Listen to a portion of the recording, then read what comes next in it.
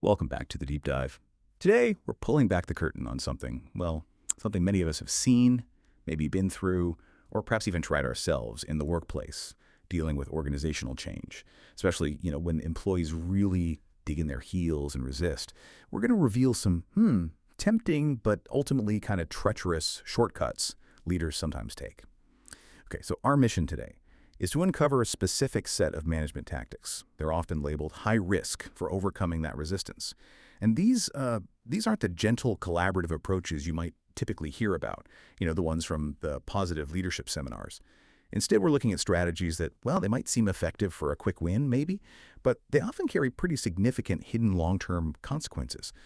We'll be drawing from an insightful piece on high-risk strategies for managing employee resistance to really unpack the nuances here. Indeed, and we're kind of stepping away from the more commonly discussed low-risk strategies. Things like open communication, genuine involvement, thoughtful negotiation. We're diving deep into let's say, the more autocratic end of the spectrum. What's truly fascinating here isn't just what these strategies are, but why they're consistently labeled high risk.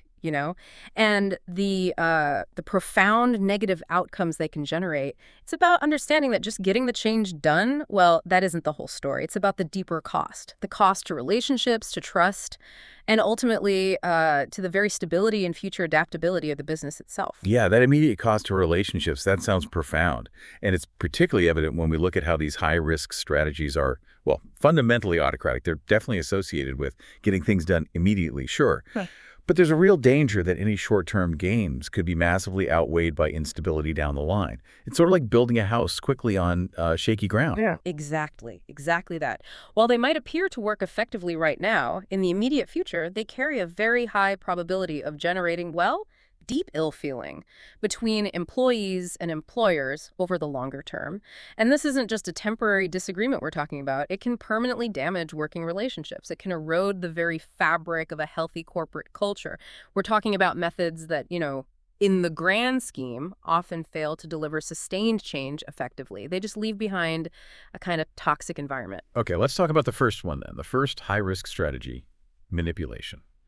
When you hear that word, especially in a professional context, what's the first thing that springs to mind for you? And how does our source define it here? Well, when I hear manipulation, I immediately think of like a hidden agenda, or maybe a hand being played under the table, something like that. This analysis describes it as the skillful or maybe devious exertion of influence to get someone to do what you want, often by providing incomplete or, selectively chosen information. It's really about creating a false perception. So it's not necessarily outright lying, but perhaps a very artful omission of truth. Is that fair? Precisely, yes.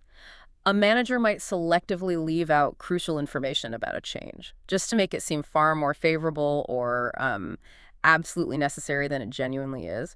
Or they might just highlight only the positive aspects, right? Making the change appear more beneficial or maybe less disruptive than it will truly be for the employees involved. The piece gives a really striking example. Imagine a business introducing some new technology. They might highlight all the exciting new training, maybe promotional opportunities it offers, painting this rosy picture. But then they completely withhold the fact that this very technology will result in a number of forced redundancies for other staff. That's manipulation in action, right? A partial truth leading to a complete deception.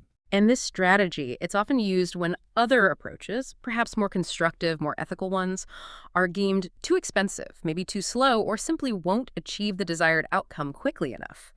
It can feel like a relatively quick and inexpensive way to overcome resistance in the moment.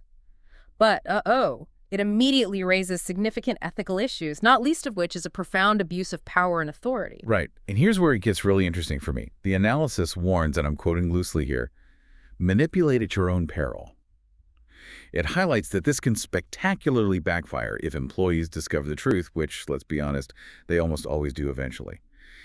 And what we see from the research is that people who feel tricked or betrayed, they often display greater resistance to any future change, not just the one they were manipulated into. It's like a fundamental breakdown of trust. Yeah, it really speaks to a very basic human need, doesn't it? For autonomy and respect. When people feel their autonomy has been violated and their trust betrayed, the psychological damage is deep. It lingers. This raises a really important question for leaders, I think. what's the actual long-term cost of that quick fix? As the author and motivational speaker Ziglar famously said, manipulation self-destructs the individual doing the manipulating.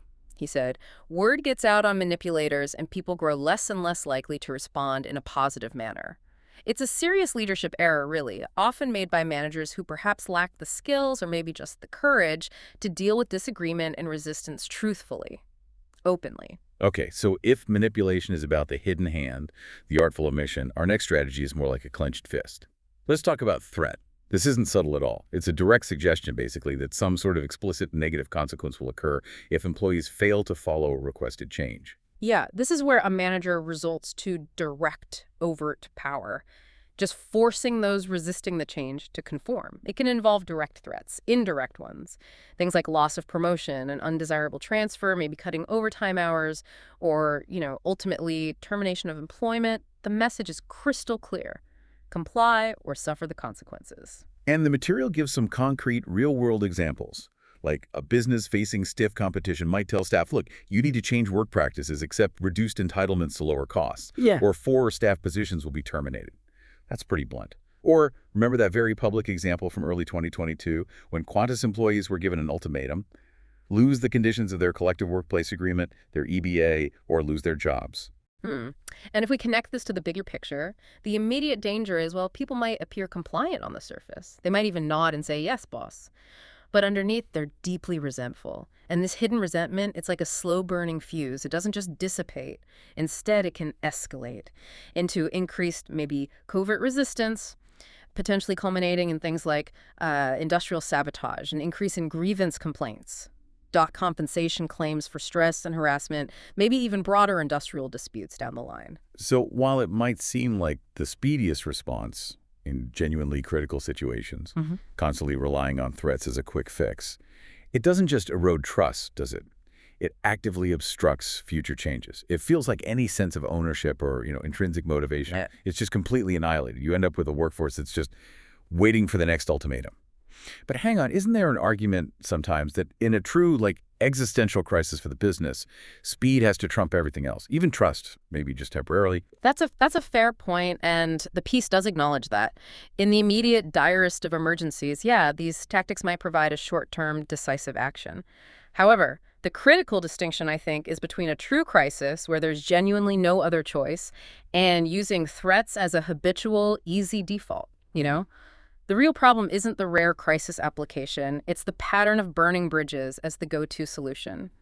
A leader who consistently uses threats is essentially saying, look, I don't trust you to make good decisions and I don't value your input. And that message, that profoundly impacts long-term organizational health. Okay, let's step back then and look at the overall picture for these high-risk strategies. Right. Because on the surface, the advantages can seem compelling in certain scenarios, right? Absolutely. The research does point out they enable immediate implementation of change. They ensure it's rapid and successful, at least in the very short term. They are appropriate for those genuinely critical situations or times of acute crisis when speed is paramount, or maybe just when the change will simply be unpopular regardless of how it's presented. And quite often they involve very little direct financial cost, right, in the immediate moment. Okay, those sound like powerful reasons why a leader might be tempted, especially when they're under pressure. But the analysis makes it abundantly clear why they're still categorized as high risk. So what are those crucial, perhaps less obvious disadvantages? Well, the disadvantages are significant and, as we've kind of discussed, long-lasting. They often far outweigh any initial benefits. This approach is highly likely to foster a negative corporate culture, one that breeds deep mistrust in the long term. A poor employee-employer relationship becomes not just probable, but almost guaranteed, I'd say. Employees can be left feeling chronically nervous, particularly about job security, definitely undervalued, and profoundly resentful. In this pervasive negative atmosphere, it can quickly lead to increased staff absenteeism and, much higher staff turnover.